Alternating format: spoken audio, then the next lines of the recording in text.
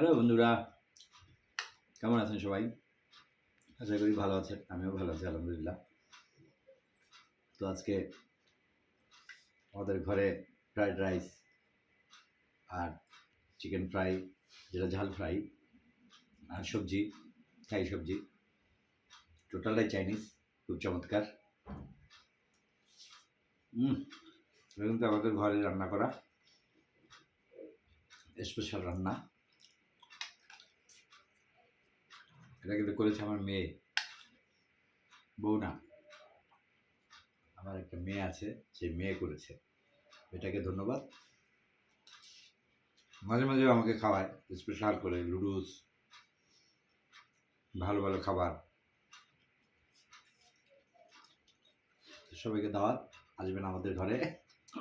মেহমান ভগবান होता है, आ जाए मेरे घर पर बस।